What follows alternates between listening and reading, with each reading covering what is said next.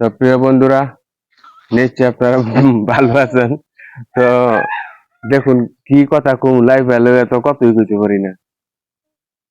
তো আজকে আবার চলে আসলাম রান্নার ভিডিও নিয়ে। তো আজকে রান্না হবে আমাদের মলায়া মাছ। এই যে মলায়া মাছ, মলায়া। আর আরেকটা হচ্ছে এই যে পুঁটি মাছ, তেজপলা, এটা দিয়ে ভুনা। আর এই যে এই লাফা বাগুন, এটা টুকরো টুকরো করে পুঁটি মাছ দিয়ে ঝোল বানানো হবে। তো তাহলে চলুন বন্ধুরা, আমরা তাড়াতাড়ি ভিডিওটা শুরু করি। রান্না করার জন্য আগুন জ্বালানো হচ্ছে প্লাস্টিকের পরিত্যক্ত ব্যাগ দিয়ে। আগুন জ্বলে গেল। এখন এখানে বসানো হবে কড়াই। কড়ার মধ্যে দেওয়া হলো গরম তেল, এবং অন্যদিকে পুঁটি মাছগুলো হলুদের গুঁড়ার সাথে মিশিয়ে লবণ দিয়ে এই গরম তেলে ঢেলে দেওয়া হলো। এটাকে ভাজা হবে। ভেজে তরকারিতে দিলে খুব ভালো হয়। এরকম আপনারা ভাজতে থাকবেন খুব সুন্দরভাবে, একদম এরকম কালার হবে।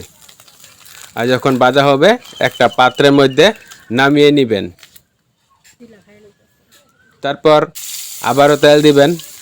তারপর তেলের মধ্যে দিলাম পেঁয়াজ রসুনের কলা। এখন শুকনো কাঁচামরিচ কাটতেছি। কাঁচামরিচ দেওয়ার পরে এটাকে নাড়া হলো। তারপর এখন এরকম যখন নাড়তে নাড়তে কি হবে, তখন হলুদের গুঁড়া দিয়ে সামান্য পরিমাণ পানি দিবেন। তো মরিচের গুঁড়া দেওয়া হলো।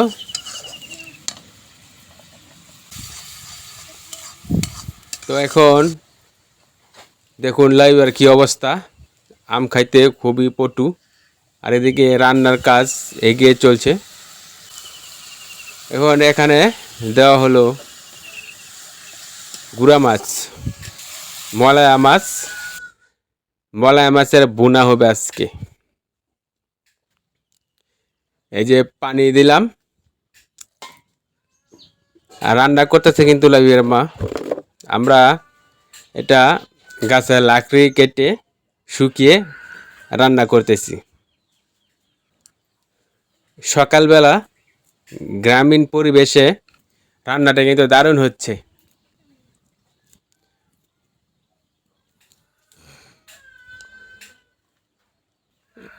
এই যে ডেকে দেওয়া হয়েছিল, এখন এটাকে নাড়তে হবে। এবং বন্ধুরা তো লাইভে দেখছেন আম খাইতেছে। এদিকে এদিকে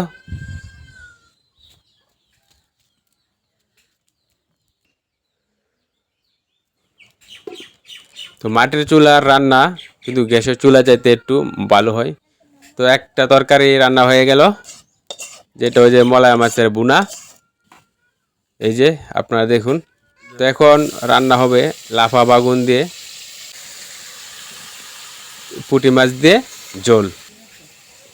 এই যে কড়ার মধ্যে ছেড়ে দেওয়া হলো বাগুন, দেওয়া হলো সামান্য পরিমাণ লবণ। বন্ধুরা তো এগিয়ে চলছে রান্না বান্নার কাজ। অবশ্যই চ্যানেলটা সাবস্ক্রাইব করবেন। আর এই যে হলুদের গুঁড়া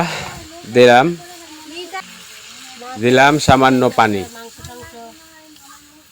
আপনারা এরকম ভাবে দিবেন। এখন দেওয়া হচ্ছে মরিচের গুঁড়া। আপনারা যতটুকু পরিমাণ খান ঠিক ততটুকুই দিবেন।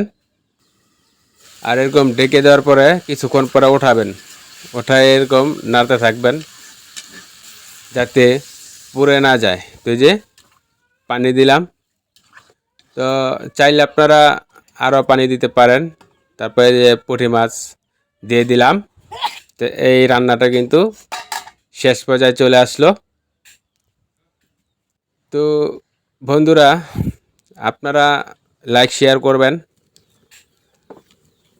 কমেন্ট করবেন। এই যে মাটির চুলা, এটা অল্প কিছুদিন আগে তোলা হয়েছে। তো একটু পরেই খুব সুন্দরভাবে জাল এসে পড়ছে। এই যে রান্না শেষ হয়ে যাচ্ছে বন্ধুরা, হয়ে গেল রান্না। কালা বাগুন দিয়ে এবং পুঁটি মাছ দিয়ে ঝোল।